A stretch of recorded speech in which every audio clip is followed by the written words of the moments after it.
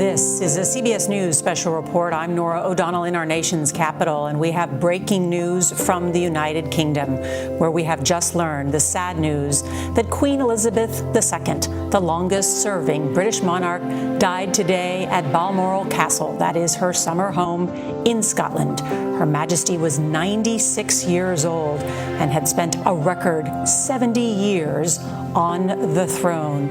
We want to show you live pictures from Buckingham Palace, her home for decades. We just received the news from the royal family. They sent out a statement saying the Queen died peacefully at Balmoral this afternoon. The King and the Queen Consort will remain at Balmoral this evening and will return to London tomorrow, thus referring to Prince Charles now as the King of England.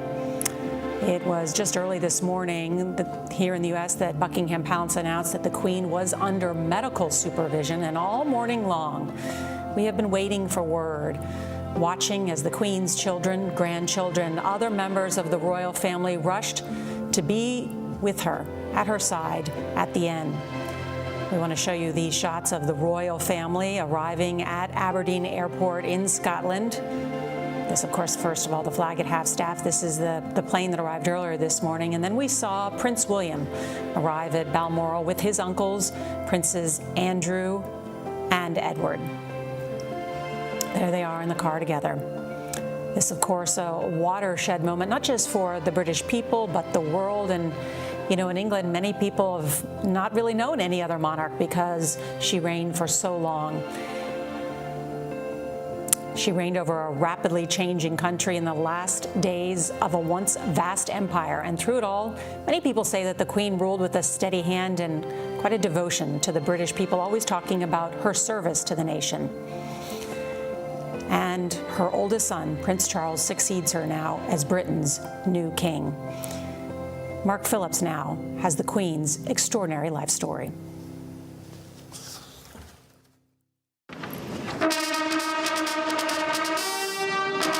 She was not born to be queen, but she became so much more than the ceremonial head of state of a mid-sized European country. Elizabeth Alexandra Mary Windsor, Queen Elizabeth II, reinvented the British monarchy and may have saved it. Elizabeth was already 10 years old when another royal drama led to her becoming heir to the throne. In 1936, her uncle, Edward VIII, abdicated to marry the American divorcee Wallis Simpson, and the royal line shifted to her father, George VI, and so to her. The young Princess Elizabeth was already a public favorite. During the Second World War, she had worked to raise the country's morale, and she had also served as a volunteer in the war effort. I am sure that you are often thinking of the old country to make the world of tomorrow a better and happier place. Her marriage to Philip Mountbatten, an anglicized member of the deposed Greek royal family, gave a war-weary country something to celebrate. And the children the marriage produced, first Charles and then Anne, secured the future. Elizabeth's coronation in 1953 was the first ever to be televised. Its combination of ancient ceremony and glittering glamour cemented her as the personification of Britain's post-war rebirth. And it began a reign with a singular purpose. I declare before you all that my whole life, whether it be long or short, shall be devoted to your service. Elizabeth's reign would be the longest ever in a royal bloodline that goes back over 1,000 years. But the royal ride was sometimes bumpy. The stability and continuity the monarchy was supposed to provide began to look shaky as one by one the royal marriages broke down around her. Her sister Margaret's, her daughter Anne's, her son Andrew's. They all ended in awkward divorces.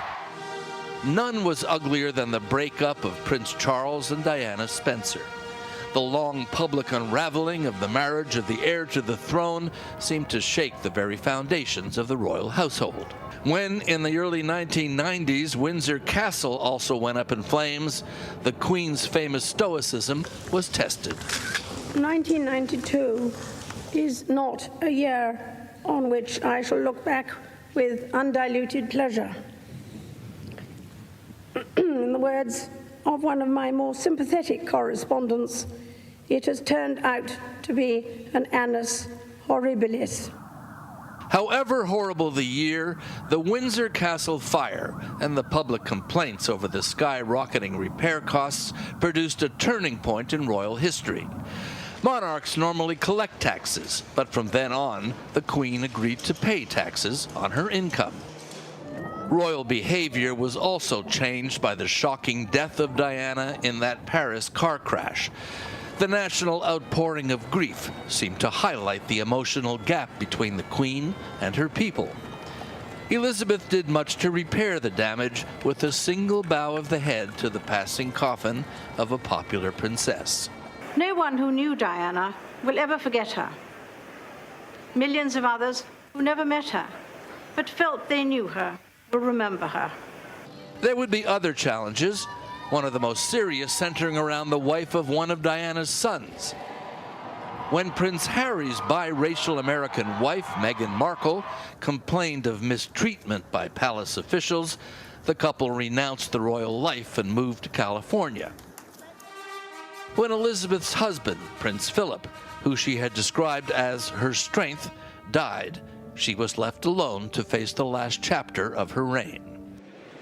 Over 7 decades on the throne, Elizabeth redefined the monarchy, remade it for a more modern, less deferential age.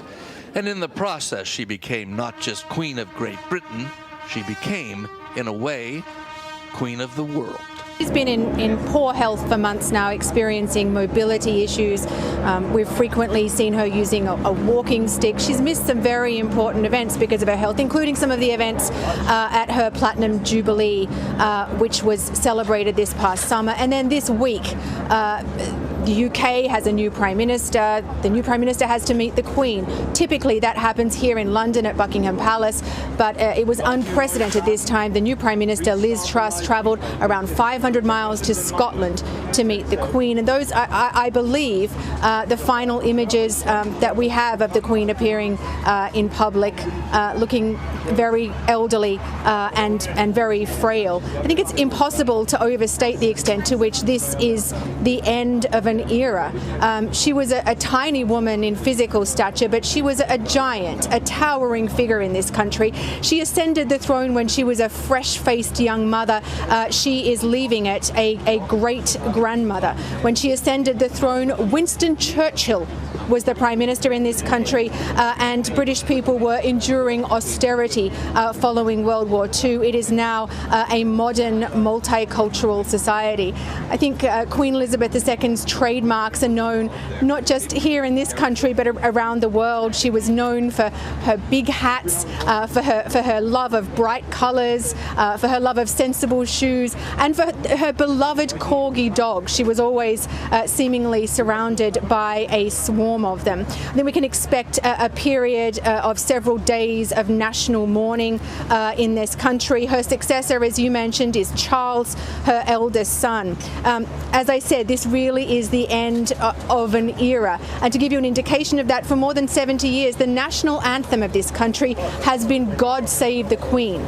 It will now become God Save the King. Wow, Holly Williams, thank you. Yes, and the Queen was born April 21st, 1926. That year was also the first public demonstration of a true TV, just to give you a sense. And as you mentioned, of course, those last pictures that we saw of Her Majesty at Balmoral was when she was welcoming the new Prime Minister, Liz Truss. She has reigned and worked with 15 prime ministers during her time, and the first being Winston Churchill. We are the glorious generation.